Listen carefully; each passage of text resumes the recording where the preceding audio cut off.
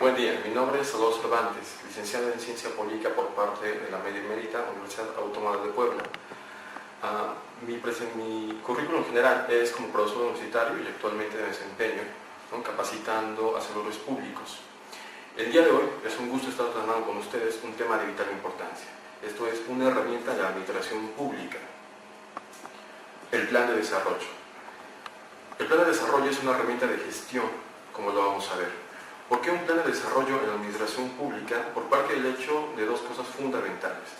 Número uno, que los recursos con los cuales se cuentan son escasos y las necesidades son muchas, o por lo menos más que estos recursos. Recursos de toda índole. Tienen que ver con materiales, financieros, económicos y también con el capital humano.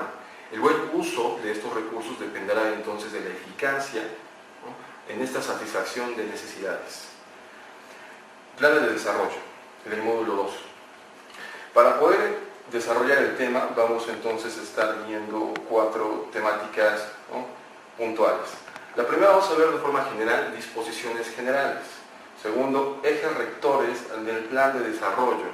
3, los programas del plan de desarrollo. Y 4, cuáles son los requisitos jurídicos que debemos de considerar en estos planes de desarrollo.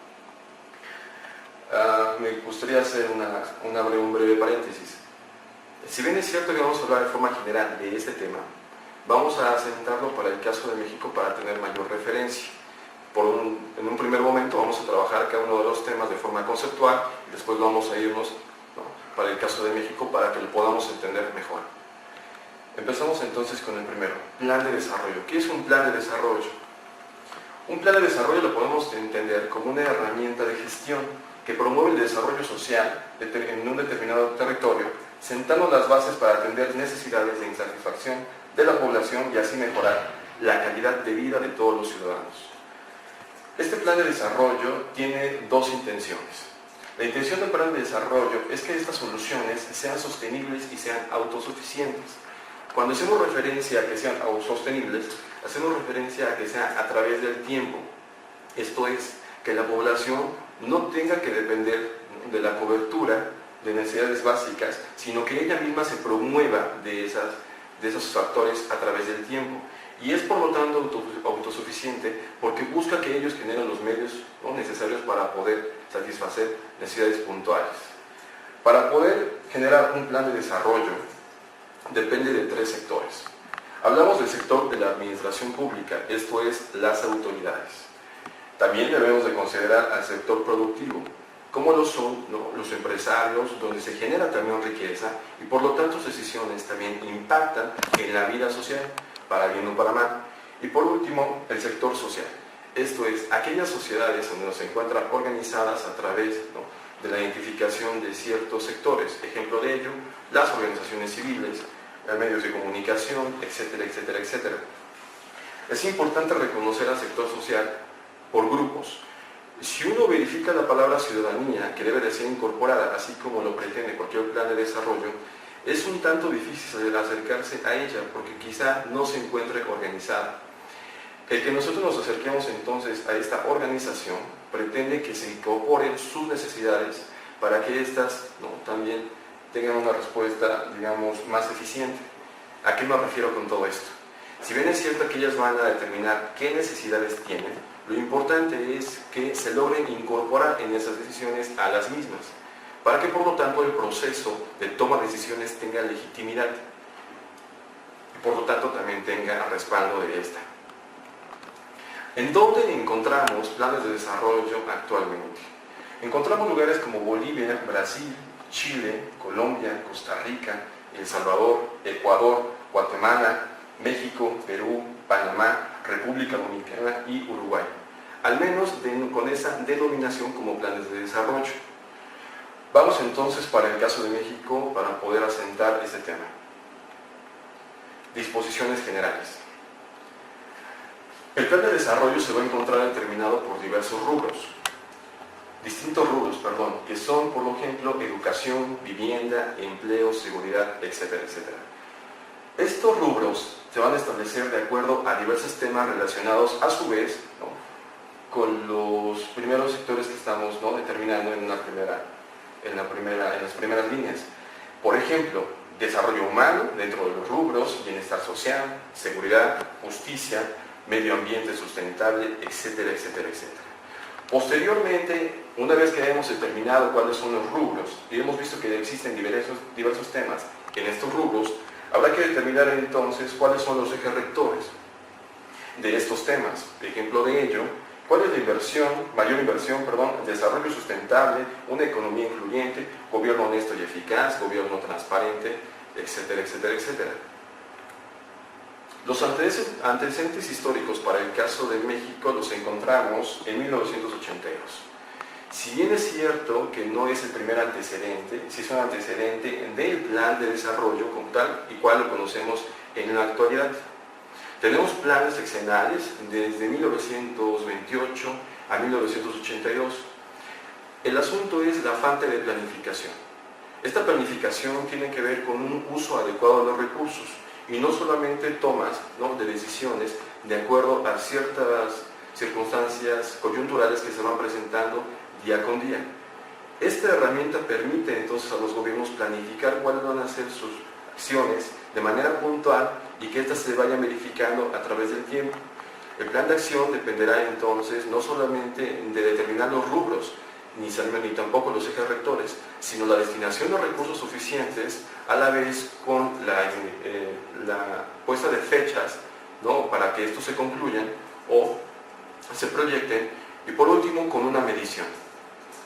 Recién dicho, algo que quieres que mejore tienes que medirlo y el plan de desarrollo determina esto. Ahora bien, el plan de desarrollo, decíamos, tiene su origen durante la década de los 70s, cuando se empieza a surgir la idea de la programación sectorial. Esto es el intento por racionalizar las acciones en el sector público. Esto vendría después del sexenio de José López Portillo, que va de 1976 a 1982. La pregunta sería, ¿por qué desde 1982 y no antes?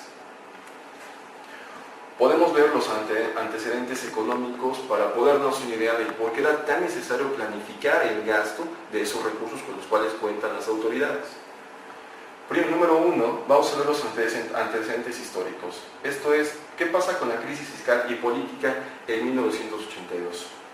Lo que tenemos en esa realidad es lo siguiente: dirigismo y proteccionismo económico, centralismo, una laxa legalidad, corporativismo, populismo y una parte que no debe de permear en la administración pública. Esto es la politización de la misma. Toma decisiones desde la política y lo que redunda entonces en malos resultados.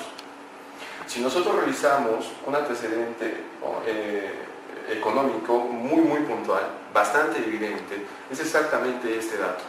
Para 1982, teníamos una deuda pública que pasa de 19.600 millones de dólares, que representaba aproximadamente el 35% del Producto Interno Bruto de la época, a 58.874 millones de dólares.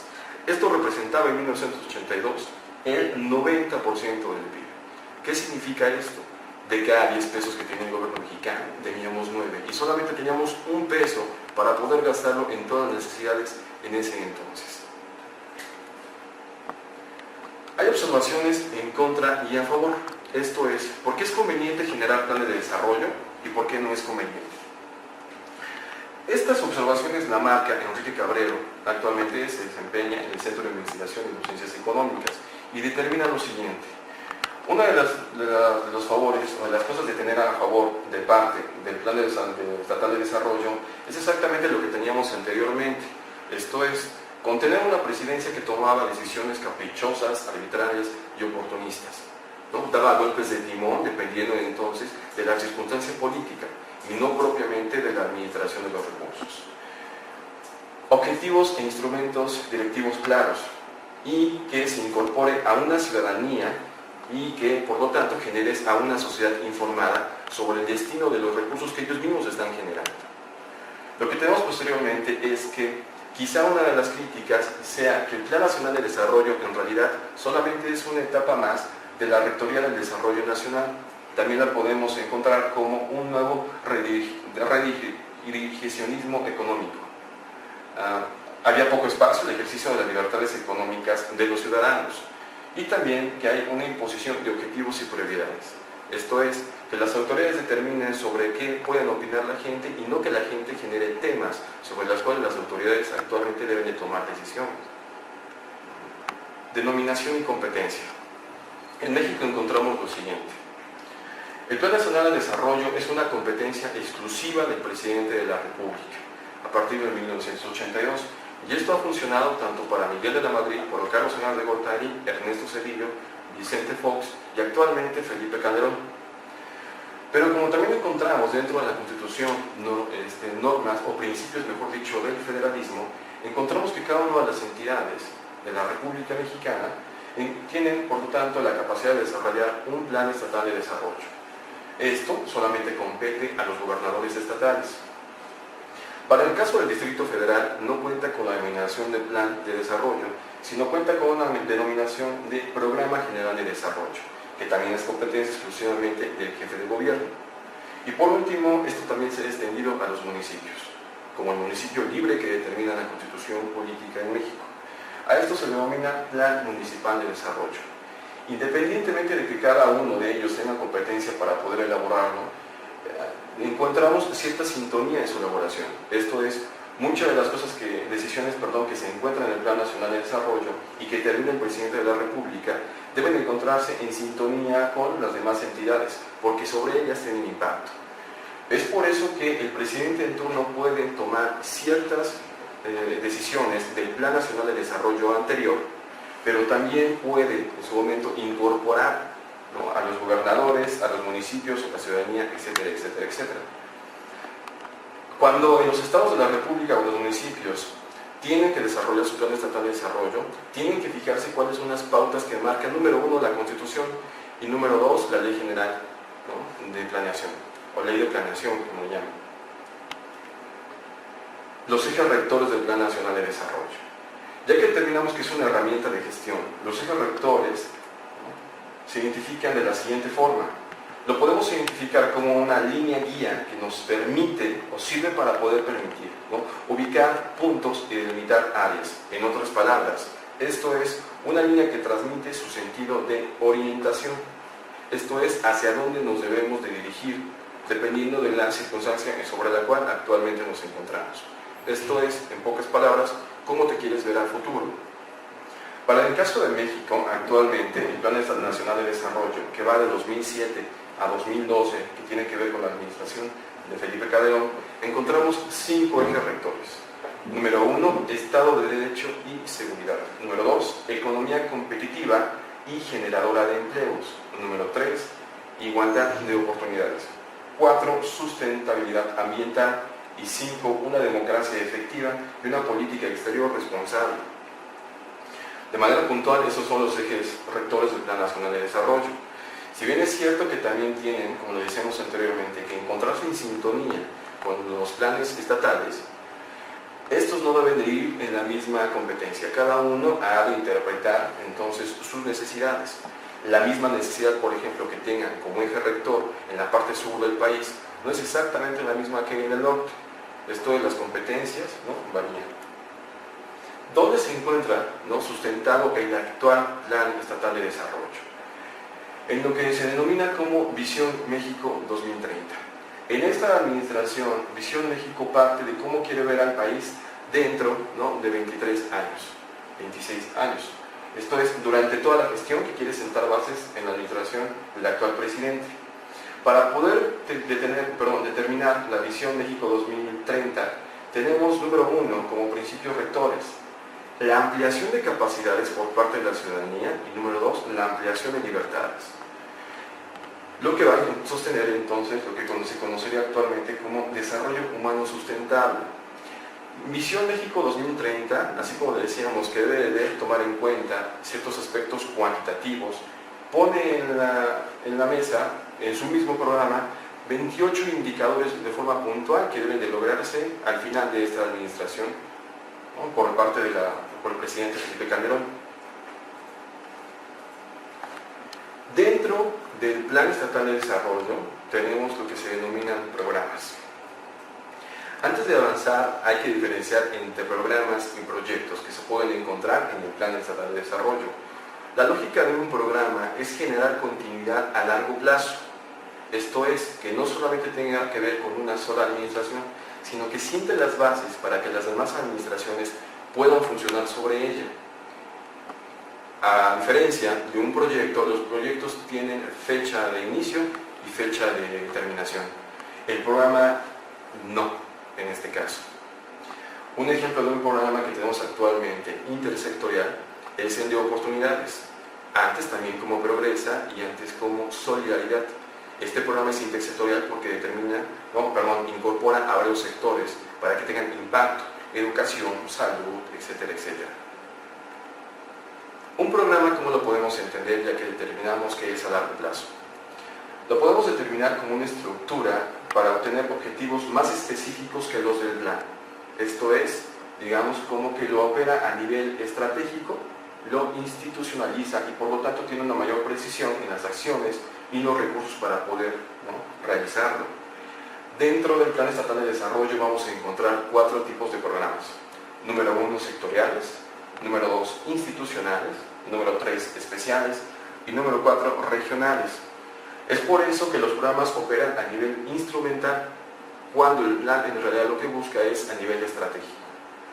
¿Cómo podemos entender cada uno de estos programas? De la siguiente forma. Los planes sectoriales especifican los objetivos, prioridades y políticas contenidos en el plan de desarrollo de alguna área del ámbito administrativo. Si nosotros entendemos ahora una diferencia entre programa, proyecto y política, política tiene que ver entonces con un criterio general de cómo se han de utilizar los recursos. Número 2, institucionales. Los programas institucionales se elaboran por las entidades paraestatales, esto es, de la administración pública descentralizada, sujetándose a las prohibiciones contenidas en el plan de desarrollo y también ajustándose a la ley que regule su organización y funcionamiento. Actualmente en México tenemos más o menos como 212 paraestatales y en la administración pública centralizada federal contamos con 18 dependencias. En los programas especiales hacen referencia a las prioridades del desarrollo integral del país, fijados a su vez en el plan de desarrollo, o a las actividades relacionadas con 2 o más dependencias coordinadas del sector. Tomar decisiones en solitario por cada una de las dependencias sería algo sin sentido. La mayoría de las acciones que ellas llevan a cabo y por lo tanto la toma de decisiones impactan necesariamente en otro ámbito. Pongamos nuevamente como ejemplo el programa Oportunidades. El programa Oportunidades busca que la gente pueda autosustentarse a través del tiempo.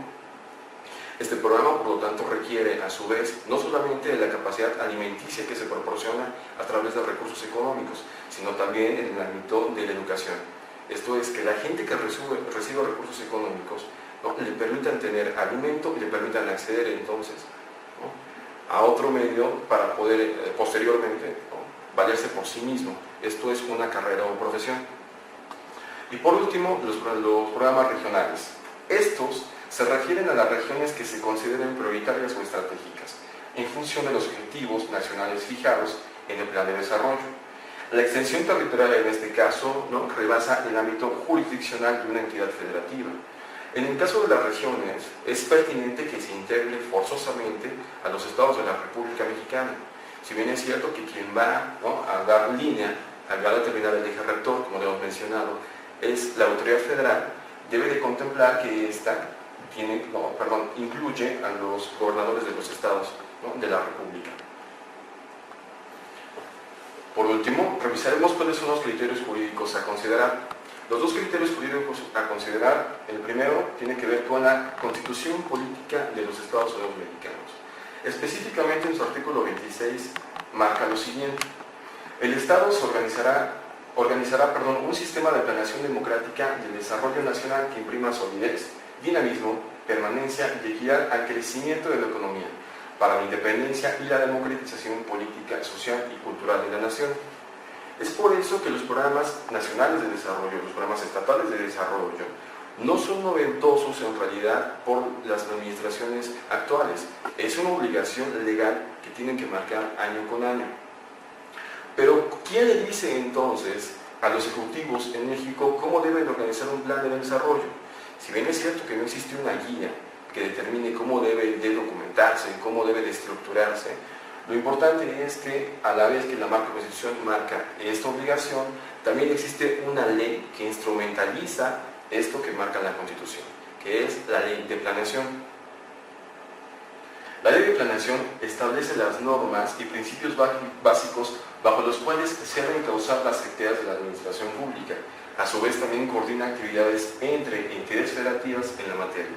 Garantiza y promueve la participación de los diversos grupos sociales en la elaboración del programa del plan de desarrollo. Y por último, también establece las bases para que los particulares contribuyan a la consecución de los mismos. La Ley de Planeación se publicó el 5 de enero de 1983. La última reforma en la ley es de este año, del 9 de abril de 2002. ¿Quién coordina lo que tiene que ver con el plan de desarrollo? Específicamente una dependencia, la Secretaría de Hacienda de Crédito, Público. Ella coordina, vigila y por lo tanto también tiene que elaborar junto con las demás secretarías y coordinarse con las entidades para poder desarrollar este programa nacional de desarrollo. El Ejecutivo en México tiene 6 meses para poder presentar, una vez que entre en turno, el Plan Nacional de Desarrollo. Solamente dispone de 6 meses.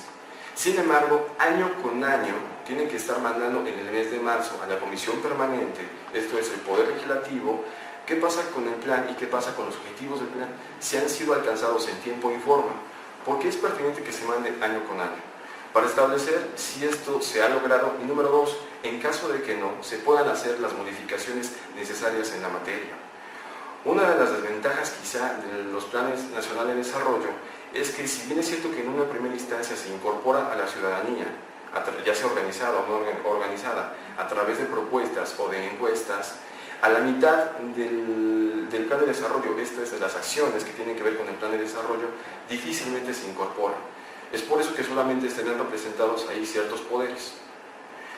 A pesar de que el Ejecutivo tenga la competencia de definir el Plan Nacional de Desarrollo, debe de contar con la aprobación o por lo menos opinión por parte del Legislativo en México.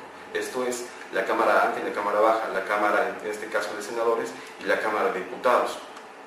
De manera general y amplia, esto es los planes nacionales de desarrollo. ¿Cuál es su competencia? ¿Cómo está estructurado? ¿Quién se encuentra facultado? ¿A quién debe de incorporar? Por su atención, muchas gracias. Espero que esta información les haya sido de ayuda. Hasta luego. Pasamos ahora a la ronda de preguntas y respuestas.